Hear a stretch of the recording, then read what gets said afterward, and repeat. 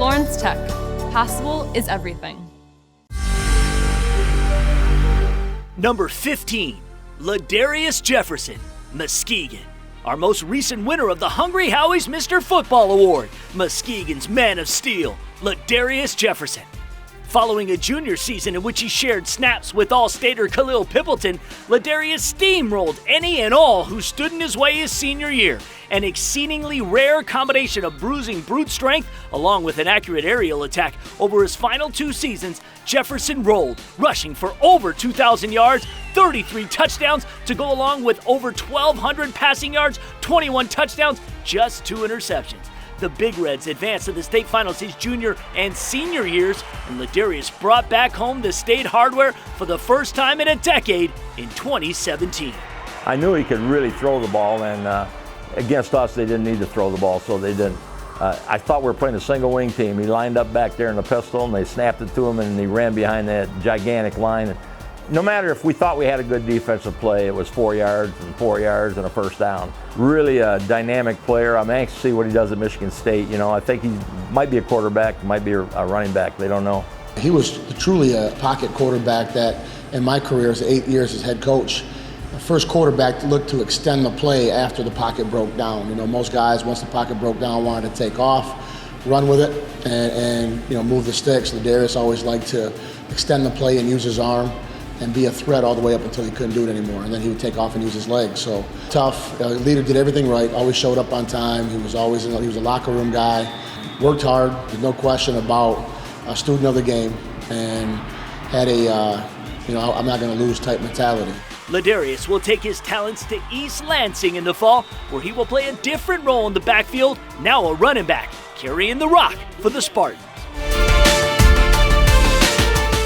Number 14, Devin Gardner, Inkster. Inkster's Devin Gardner was another outstanding talent who could beat you with his legs and his arm. Legendary coach Greg Carter put Inkster on the map in 2008, and Gardner led the way. As a junior, Devin Dynamite had a combined 48 touchdowns with 3,300 yards of total offense. That led to an ESPN Elite 11 invite. His senior season, stellar. For example, the Vikings' playoff hopes all but dashed as Inkster faced a must-win at Ohio powerhouse Steubenville. They were riding a nation-leading 60-game home win streak. Down by 1 with less than a minute left, Gardner tossed a 63-yard touchdown for the win as part of a 330-yard, 5-touchdown effort. Inkster advanced to the state finals that season.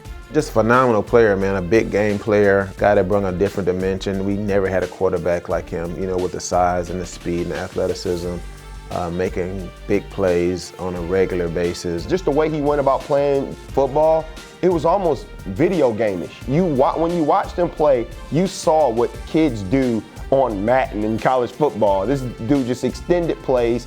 He made some things that we called look very, very difficult, and then it'll look good at the end. And so he was definitely an exciting player to watch, but he played with, like I said, that level of confidence. He's very, very accurate. His arm strength is unmatched. Devin went on to a career with the Michigan Wolverines at both quarterback and receiver, and he's still in football. Devin signed with the Canadian Football League's Saskatchewan Roughriders this summer. Number 13, Brendon Kay, Marine City. The 6'4", 230-pound Kay crushed it during his 2 years running the Mariner offense. As a senior, Kay took his team to a state championship in 2007. Kay accumulated over 4,100 yards of offense with 67 touchdowns in just 2 years. Brendon had that ability to throw the ball, to run the ball, but he's also such a competitor, and he knew the game so the game really slowed down for him. We've had other quarterbacks before getting all panicky, this, that, and the other. He slowed the game right down. The kid had an air of confidence about him. He knew what he was doing. He knew what everyone else was doing. We only faced Brendon one time, and that was in a 7-on-7 tournament at Dakota. And I saw this big fella come out, and he was throwing the ball. I said, you got to be kidding me. This guy's, I thought he was a guard, and he was a quarterback, and he could sling it around. Kay did go on to play for the Bearcats of Cincinnati, where he was the American Conference Player of the Week on multiple occasions, garnering up over 5,000 total yards and 40 touchdowns in 2012 and 2013 combined. Number 12, Cody Kater, Montague.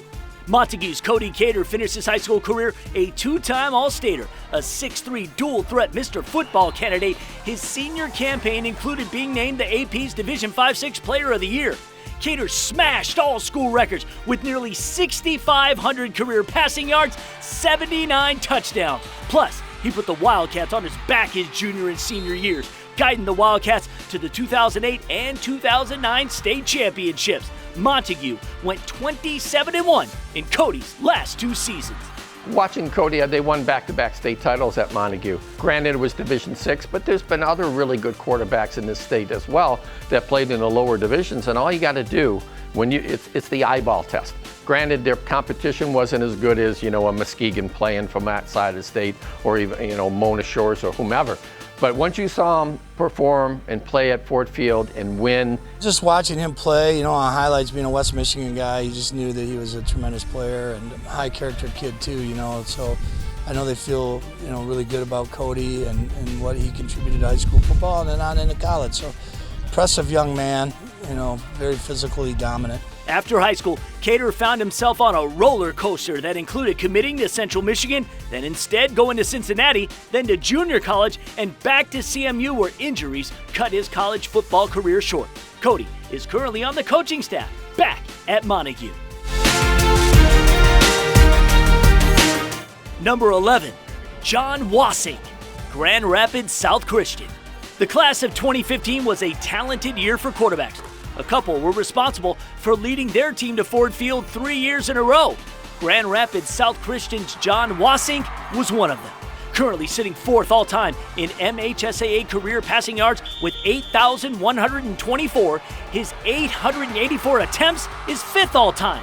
Wassink was such a weapon, he's also third all-time in career completions with 584.